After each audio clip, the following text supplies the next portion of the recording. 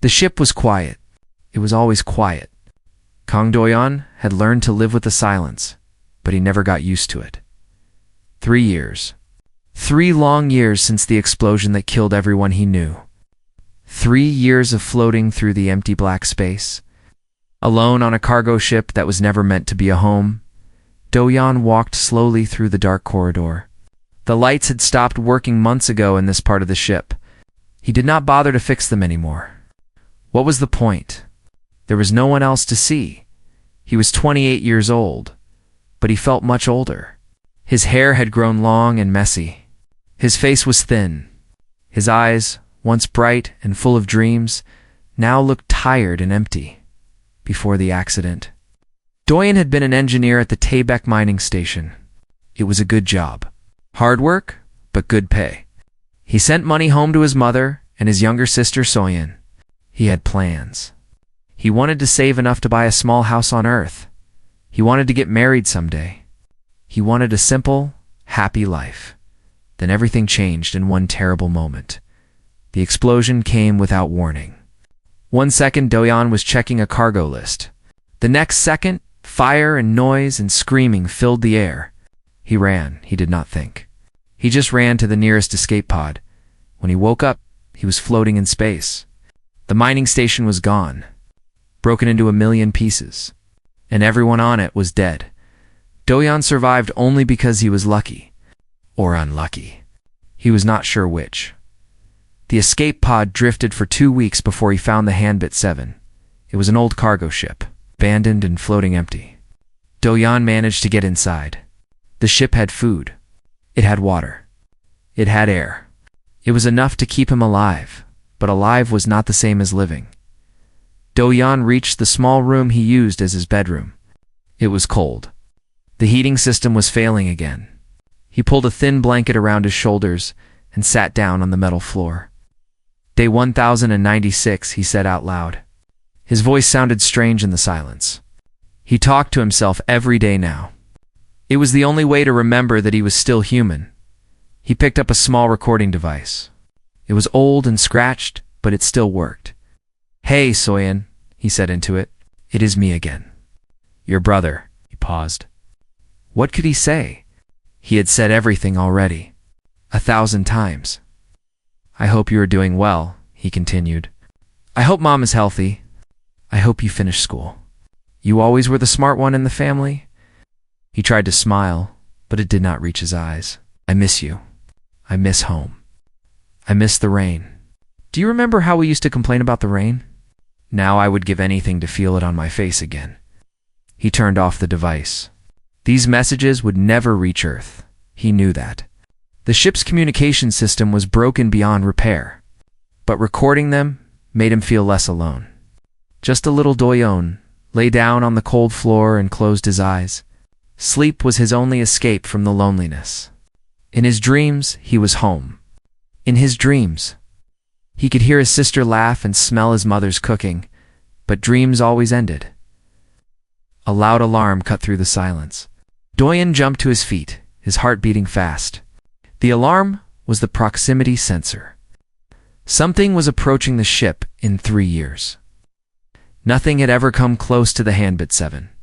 The ship drifted through an empty region of space, far from any travel routes, far from anyone, until now. Doyan ran to the control room. His hands were shaking as he checked the screens. There it was. A ship. A real ship. It was coming toward him. No, he whispered. The ship was not human. He could see that clearly. The design was strange. Smooth and curved like something grown rather than built. It looked almost alive. Aliens. Doohyun had heard stories about alien species. Humanity had made contact with several of them over the past 100 years. Some were friendly. Some were not. Out here alone and defenseless, he had no way to know which kind this was. The alien ship moved closer. It did not slow down. It did not send any signals. It simply approached and attached itself to the Hanbit 7 with a soft thump that Doyan felt through the walls. They were boarding his ship. Doyan looked around desperately. He had no weapons. No guns. nothing but his tools. He grabbed a heavy metal wrench and held it tight. It was not much, but it was something. He moved quietly toward the airlock where the alien ship had connected. His breath was loud in his ears. His whole body was tense. The airlock door began to open. Doyen raised the wrench, ready to fight. The door slid open completely, and Doyen froze. Standing in the doorway was the most beautiful being he had ever seen. She was tall and slim. Her skin was a soft violet color that seemed to glow faintly in the dim light. Her hair was long and silver, falling past her shoulders like water. Her eyes were large and dark, filled with something he could not name. She wore simple clothes, tight and practical. She had no weapons that he could see. She just stood there, looking at him with an expression of wonder. For a long moment neither of them moved. Then she spoke. Her voice was soft and musical, but her words were broken and uncertain. "You are human?" Doyen did not lower the wrench. "Yes. What do you want?" She tilted her head slightly, studying him. Her dark eyes seemed to look right through him, seeing something beyond his dirty clothes and tired face. "I felt you," she said slowly. You're feeling so strong, so alone." Doyen did not understand. "You felt me." She pressed a hand to her chest. "Here, I felt here. Pain, sadness, so much." She took a small step forward. "You are alone too?" The question hit Doyen harder than he expected. For 3 years he had been alone. He had accepted it. He had stopped hoping for rescue. He had stopped waiting, and now this strange, beautiful alien was standing in front of him, asking if he was alone. "Yes," he said quietly. The wrench lowered in his hand. "I am alone." She nodded slowly. A small, sad smile appeared on her face. "I'm Liray," she said. "I am alone too." They stood there in the doorway between two ships, two lonely souls from different worlds. Meeting in the endless dark of space, Doyen did not know what to say. He did not know what to do. For the first time in 3 years, his future was not certain, and somehow it felt like hope. Liray sat on the floor of Doyen's small room. She looked around at the bare metal walls and the few personal things he owned. A blanket, a recording device, a picture of a young woman worn from being held too many times. "Your family?" Liray asked, pointing at the picture. Doyen nodded. "My sister Soyen, she is beautiful. Where is she now?" "Earth, far away." He looked at the picture in his hands. Very far away. It had been 3 days since Liray arrived. At first, Doyen kept his distance. He did not trust her. He watched her carefully, waiting for something bad to happen. But nothing bad happened. Liray was quiet and patient. She did not push. She did not demand. She simply stayed. On the second day, she helped him fix the oxygen recycler. The machine had been failing for weeks. Doyen had tried everything, but he could not repair it alone. Liray looked at it for a few minutes, then reached inside and made some adjustments. The machine started working perfectly. "How did you know how to do that?"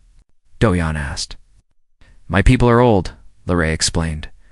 "We have seen many types of technology. This is simple for us." Doyen felt a mix of gratitude and shame. He was supposed to be an engineer, but this alien woman fixed the problem in minutes. Now, on the 3rd day, they were talking. Really talking. "Tell me about your people," Doyen said. "The Villani." Liray was quiet for a moment. Her dark eyes looked sad. "You're very old," she began. "Millions of years old? We have lived for so long that we have changed. Changed how? My people share minds. All of us. Connected together like..." She searched for the right word. "Like a web. What one feels, all feel. What one knows, all know." Doyen tried to imagine it. No privacy. No secrets. Every thought shared with millions of others. It sounded terrible to him. "That sounds difficult," he said. Liray shook her head. "No, that is the problem. It is too easy. When you share all feeling with everyone, the feelings become less weak. We feel everything together, so we feel nothing deeply. She pressed her hand to her chest again. The same gesture she made when they first met. My people have forgotten what it means to feel alone. To feel true sadness, true joy, true love. Everything is shared. Everything is calm. Everything is empty. Doyan was beginning to understand. But you are different, Liray nodded. I was born wrong. Broken. I cannot connect to the others properly. Their feelings do not fill me. I am always hungry, always wanting more. They called me the Hollow One, she continued. Her voice was soft and sad. They said I was empty inside, that I could never be satisfied. Is that why you left? Yes. I heard stories about humans. A young species, so full of feeling that you burn with it, you'll love fiercely. You hate strongly. You cry for small things and laugh for no reason.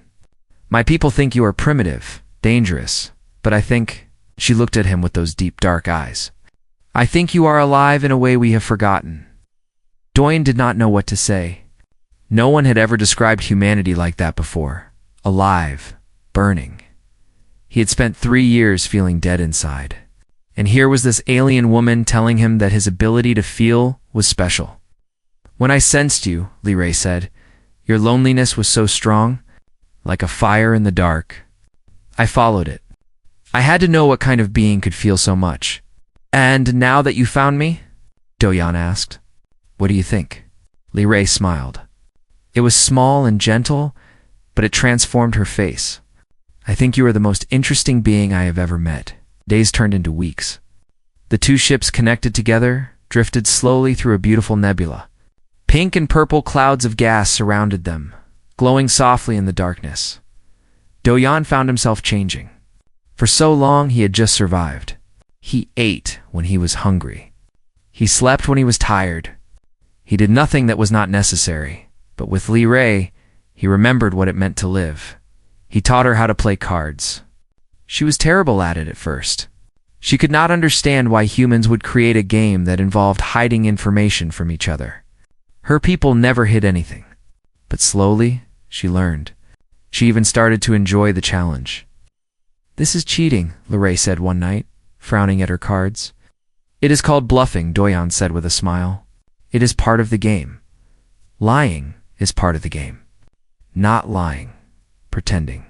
There is a difference. Liray thought about this for a long time. Then she looked at him with a serious expression. I like it. It makes the game more exciting. Doyan laughed. It was the first time he had laughed in years. The sound surprised him. He had forgotten he could make it. Liray looked at him with wonder. That sound. What is that? Laughing. You don't laugh? We do not have this. It is... She touched her chest. It makes me feel warm here. In return, Liray taught him Villani meditation. He would sit with her in the quiet of the ship, eyes closed, breathing slowly. She guided him with her soft voice, teaching him to calm his mind and find peace in the moment. Humans think too much, she told him. Your minds are always moving, always worried about tomorrow. Sometimes you must simply be. It was hard at first. Doyan's mind raced with thoughts of the past and fears about the future. But with practice, he learned to quiet them. For short moments, he could exist in the present, feeling nothing but peace. They argued, too. About small things and big things. About food and sleep and the meaning of life. Humans are strange, Liray said one day. You know you will die someday. Yet you still try. You still hope. Why? Doyan thought about it. Because we have to.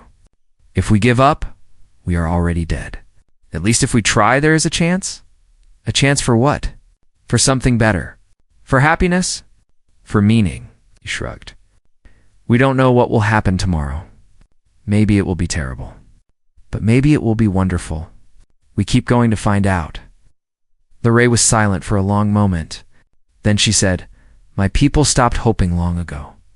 We have seen so much that nothing surprises us anymore. Nothing seems worth hoping for. That sounds sad, Doyan said. It is efficient, Liray replied. But yes, it is also sad. One night, Doyan woke to find Liray sitting beside him, watching him sleep. In the old days, this would have frightened him. Now it just felt natural. "What are you doing?" he asked sleepily. "Watching you dream," she said. "Your mind moves so much when you sleep. I can feel it. All the images, all the emotions. It is beautiful." Doyen sat up. "You can feel my dreams? Only the edges. The feelings, not the details." She tilted her head. "You dreamed of rain tonight? And your sister? And something warm and delicious." "My mother's soup," Doyen said, remembering. "She used to make it when I was sick." "You miss her, yes." Lorray reached out and took his hand. Her skin was warm, warmer than he expected. "I am sorry you lost them," she said, "but I am glad you are here. With me." Doyen looked at her face in the dim light. The violet skin, the silver hair, the dark eyes full of curiosity and something else, something deeper. "I am glad too," he said, and he meant it. For the first time in 3 years, he was glad to be alive. The alarm screamed through the ship. Red lights flashed on every wall. Doyen jumped from his bed and ran to the control room. Lorray was already there, her face pale with fear. "What is happening?" Doyen asked. Lorray pointed at the screen. 3 ships were approaching fast. They were dark and ugly, built for war. Their hulls were covered with weapons. "Keth raiders," Lorray whispered. Her voice was shaking. "They found us." Doyen had heard of the Keth. They were pirates who traveled through space, attacking weak ships and stealing everything. They took cargo. They took fuel. And they took people, selling them as slaves in dark markets far from any law. "Can we run?" Doyen asked. Lorray shook her head. "They are too fast. The Hanbit 7 is a cargo ship. It cannot escape." The communication system crackled to life. A rough, cruel voice filled the room. "Attention, little ships. This is Captain Vorn of the Keth. You have 2 choices. Surrender now, and some of you may live. Fight, and you will all die slowly. You have 1 minute to decide." Lorray turned to Doyen. Her eyes were wide with fear. "We should surrender. My people are pacifists. We do not fight. Conflict only brings more pain." Doyen looked at her. Then he looked at the screen, at the 3 warships getting closer every second. "No," he said. "What do you mean, no? They will kill us. They will kill us anyway." Doyen's voice was calm, but his eyes were hard. "Or they will sell us as slaves. I have spent 3 years surviving alone in this ship. I did not survive all that just to give up now." Lorray grabbed his arm. "But we cannot fight them. We have no weapons. We have no soldiers. We have nothing." Doyen smiled. It was not a happy smile. It was the smile of a man who had nothing left to lose. "We have me," he said, "and I am not nothing." He moved fast, faster than Lorray had ever seen him move before. He ran through the ship, gathering tools, supplies, anything useful. His mind was working at full speed, making calculations, forming plans. "Lorray, can your ship detach quickly?" "Yes, but good. When I tell you, disconnect and fly away. Go as fast as you can. I will not leave you." Doyen stopped and looked at her. For a moment, his hard expression softened. "I am not asking you to leave. I am asking you to hide. Move your ship behind that asteroid." He pointed out the window at a large rock floating nearby. "Wait there. If I fail, run. If I win, come back. And what will you do? I will show them why they should not have come here." The Keth ships arrived. The first one connected to the Hanbit 7's main airlock. Doyen heard the sounds of metal against metal as the pirates prepared to board. He stood in the corridor near the airlock, waiting. In his hands was a heavy metal pipe. Behind him, he had placed several small explosive devices made from fuel cells and spare parts. It was not much, but it would have to be enough. The airlock door exploded inward. 6 Keth warriors rushed through. They were big and strong, with gray skin and sharp teeth. They carried guns and blades and wore armor covered in bloodstains. The first one saw Doyan and laughed. Look at this. One little human with a stick. This will be fun. He waited. The Keth moved closer. What are you going to do, human? Hit us with your Doyan. Pressed a button on the small device in his pocket.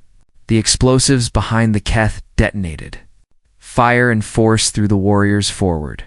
2 of them died instantly. The others were knocked to the ground, stunned and confused. Doyan moved. He swung the metal pipe with all his strength.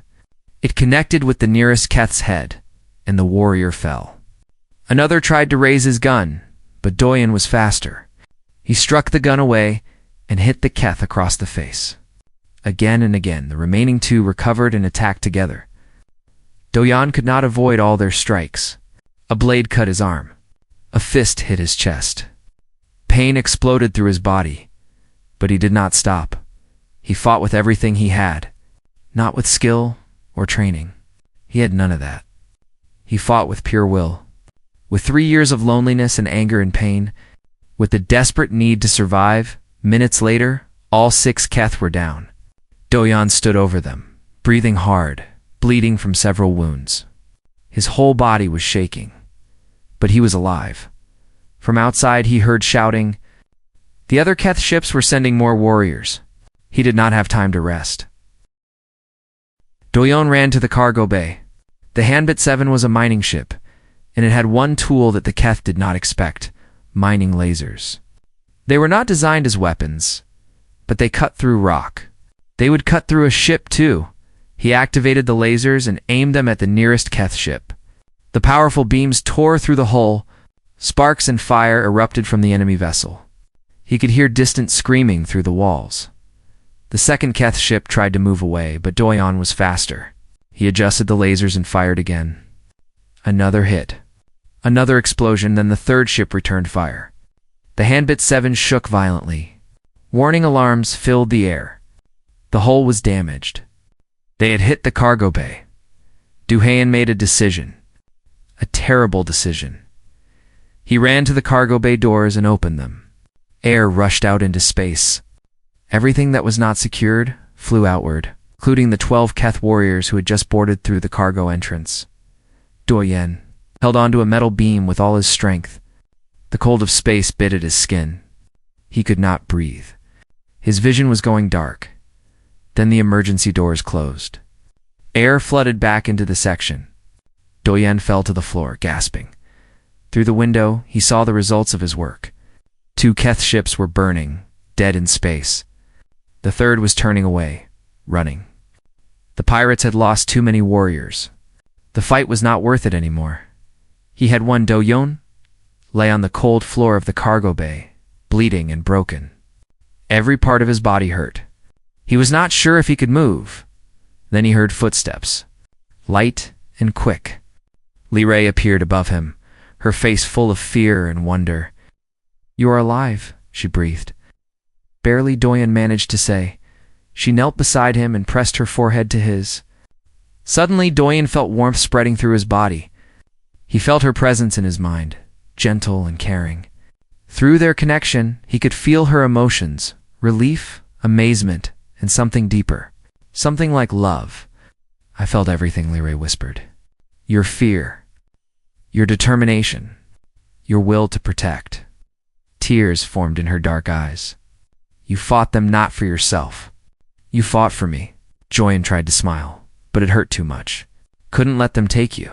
Liray held him gently. Her tears fell onto his face, warm and soft. "All my life I searched for this," she said quietly.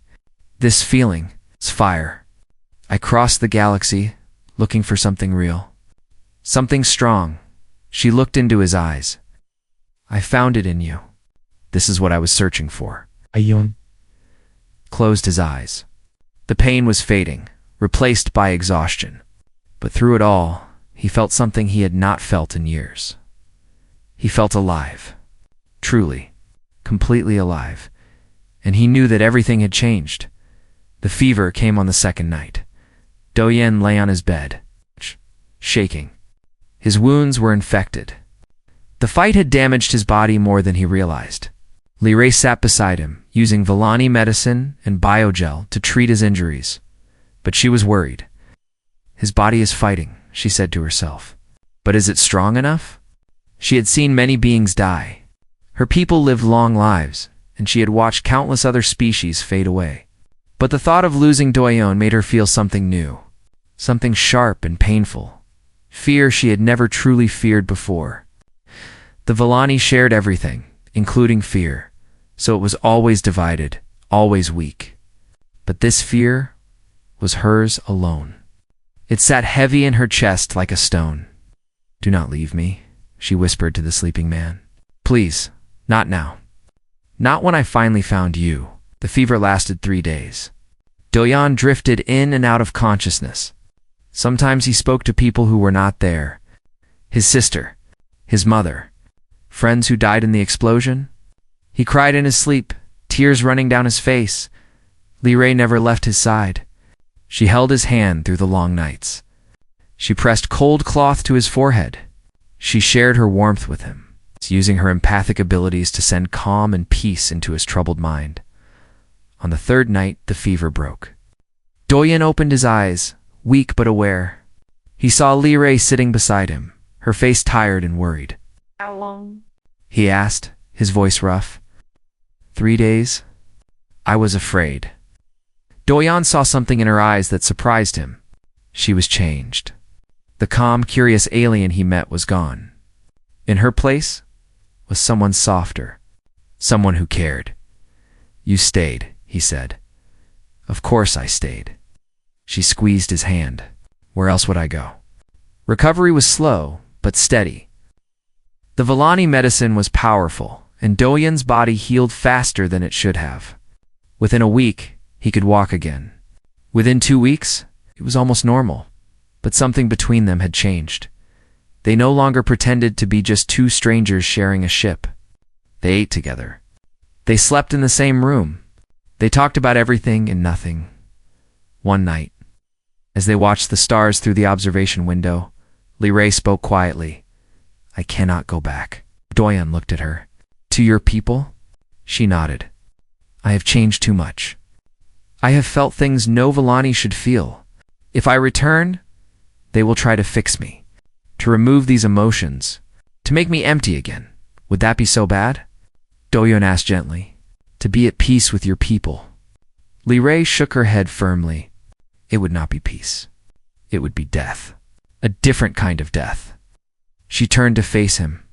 "I would rather be alive and alone than dead inside and surrounded by millions." Doyon understood. He had felt the same way on the mining station, surrounded by people, but never truly connected. And then, in his loneliness on the Hanbit 7, he had felt more real than ever before. "You don't have to be alone," he said. "Neither do you." They looked at each other in the starlight. No more walls. No more distance. Just 2 beings who had found each other against all odds. "Out." "What is home?" Li Rei asked suddenly. "I have heard humans talk about it, but I do not understand. Is it a place? A building?" Doyon thought about it. He thought about his mother's house. His small room with the window that looked out at the mountains. The kitchen where his family ate together. "Home is where you belong," he said slowly. "It is not really about the place. It is about the feeling. Home is where someone waits for you, where your absence leaves a hole, where you are wanted." Li Rei listened carefully to every word. "I have never had a home," she said. "My people do not think that way. We are everywhere and nowhere. We belong to everyone and no one." That sounds lonely, it is. But lately, I think I understand what home feels like. What does it feel like? She moved closer to him. "It feels like this. Being here. With you. Knowing that tomorrow you will still be here. Knowing that if I leave, I would miss you. Knowing that I matter to someone." Doyon felt his heart beat faster. "You matter to me, and you matter to me." She took his hand. Her skin was warm against his. "I have crossed the galaxy, searching for something real. Something to fill the emptiness inside me. I thought I needed to feel everything.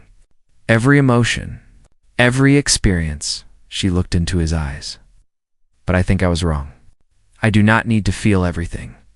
I just need to feel deeply, and you have given me that. You have shown me what it means to truly feel. Wow. Doyen did not know what to say.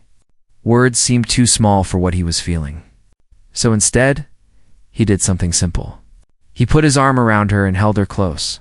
They sat together in the observation room, watching the stars, feeling each other's warmth. Then we make our own home, Doyen said finally. You and me. This ship. Wherever we go, is that possible? To make a home in space? Home is not a place, he reminded her. It is a feeling. It is where you belong, and you belong here. With me, Lee Ray closed her eyes. A smile spread across her face. It was the most genuine expression he had ever seen from her. I will wait for you, she said softly. And you will wait for me? Is that not enough? Doyen held her tighter. It is enough, he said. It is more than enough. Outside, the stars burned in the endless dark. But inside the ship, two lonely souls had finally found warmth. They had found home. The station was loud.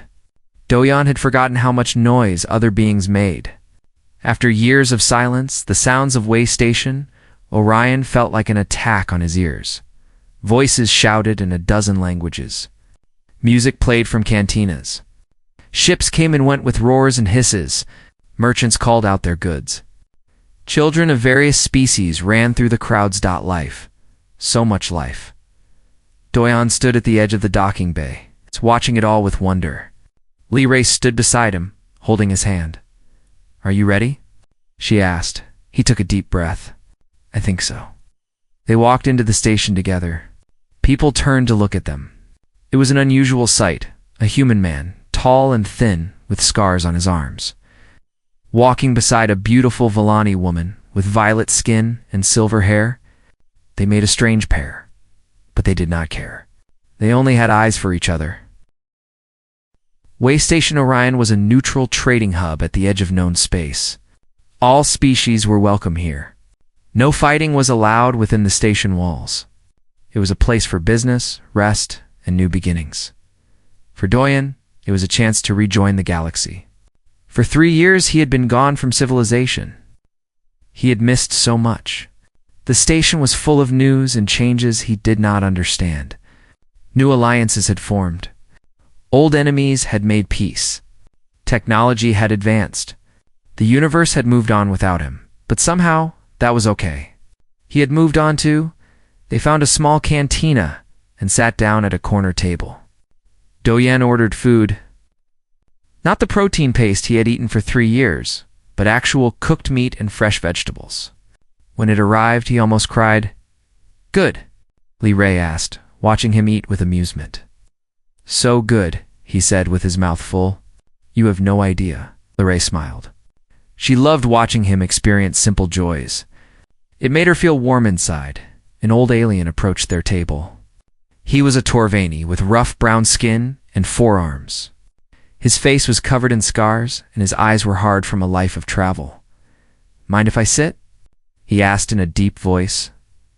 Doyen nodded, and the alien sat down heavily. Name is Breck, the Torvani said. I heard about you. The human who fought off the Keth raiders alone. Word travels fast. Doyen shrugged. I did what I had to do. Breck laughed, a rough sound like rocks grinding together. That is what humans always say. I did what I had to do, as if fighting 6 warriors and 2 warships is something normal.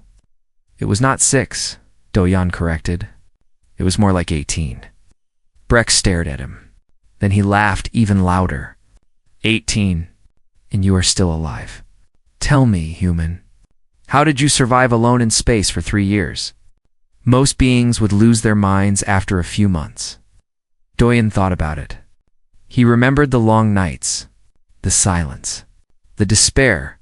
He remembered talking to himself just to hear a voice. He remembered the times he wanted to give up, to stop fighting, to let the darkness take him. I do not know, he said honestly. Stubbornness, maybe. Humans do not give up easily. Breck shook his head. Stubbornness. That is what makes your kind terrifying human. Other species have strength, or speed, or technology.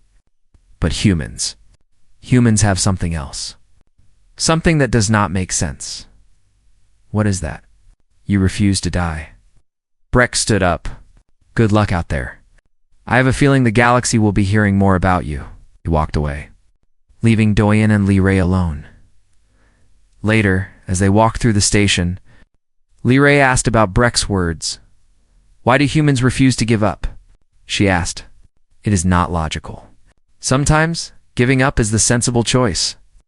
Doyen thought about it for a long moment. 'Cause we hope, he said finally. Even when there is no reason to. We imagine that tomorrow might be better. That things could change. That something wonderful is waiting around the corner. And if tomorrow is not better, then we hope for the next day. And the day after that? We keep going because giving up means accepting that nothing will ever change. And humans cannot accept that. Ray looked at him with soft eyes.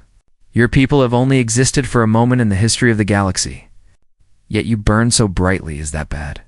No, she squeezed his hand. It is beautiful. My people have lived for millions of years, but we have forgotten how to burn. We have forgotten how to hope. We exist, but we do not live.